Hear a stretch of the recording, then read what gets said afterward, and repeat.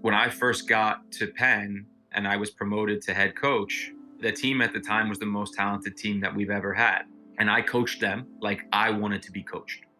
And that was a gigantic mistake. There's a saying, the best players don't make the best coaches, and the best coaches aren't always the best players, right? I got a lot wrong. My motto when I played was always to work really hard, to be physically stronger than a lot of my opponents. And one thing that I could control was being in shape and doing the right things off the court. There were plenty of people that were more talented than me with the racket, but they weren't going to beat me on heart and desire and that will to succeed, that just wanting to be great. I always wanted that. When I first got to Penn and I was promoted to head coach, the team at the time was the most talented team that we've ever had. And I coached them like I wanted to be coached. And that was a gigantic mistake. You have 16 great athletes that all need to be coached different ways. And the way they see the game sometimes is not the way I see the game. And the way in which they're going to be motivated is not how I'm going to be motivated. So that first year, I had to take a really big look at myself in the summer after the season, as we actually underachieved.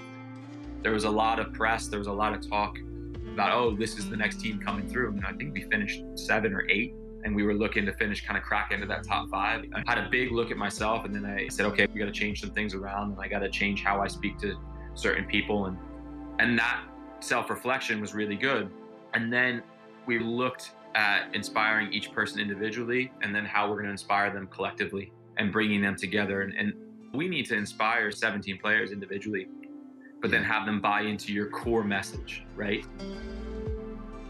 I think the years that we got in trouble is we're thinking too long-term instead of short-term, the short-term progress, focused on the individual growth, making sure that, take the matches out of it, just make sure that the student athlete is in a great place mentally, they're in a great place academically, and they're a great place socially in terms of their friend group and how they feel on a daily basis. Because if they come into the squash center with a smile on their face, they're going to train better, they're going to play better.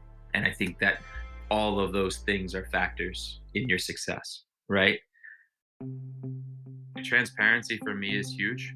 Communication with the players, being open and honest. If you instill that trust to be able to have an open dialogue, you're going to grow.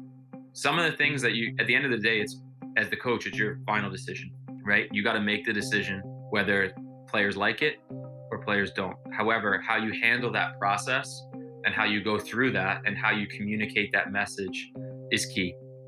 And, sometimes you have to have some conversations that are uncomfortable, and that's okay. However, if growth happens because of that, you're going to find yourself in a really good situation. Let the player talk and just listen. Listening is huge. It's something that I've had to learn how to do. You have to listen to the people around you, take that information in, because there's not one correct way to look at things. And there's not one way to coach squash. The beauty of our sport is that it's so international, and there's so many different cultures that play, and it's taught so differently across the world. So it would be a negative for me if I didn't listen to somebody, or to listen to a new concept or a new idea, and keep an open mind. And so listening has been one of the biggest things as a coach, is just taking it in, not reacting right away, and trying to then come up with a solution that is going to allow your student athlete to be in the best position possible to succeed. I think after that summer, we kind of reset everything. We focused on, instead of just saying, oh, we got to be better this year, let's focus on us internally. And we did that. In terms of that mentality of taking it to the next level, the confidence continued to build. All the guys could trust, and they were pushing each other to be better on a daily basis. They continue to grow, and we're now where we are now. And then that's, obviously we get great players, but at the same time, there's a lot more that goes into it. And we work really hard on that. Athletes all need to be coached different ways. Let the player talk and just listen.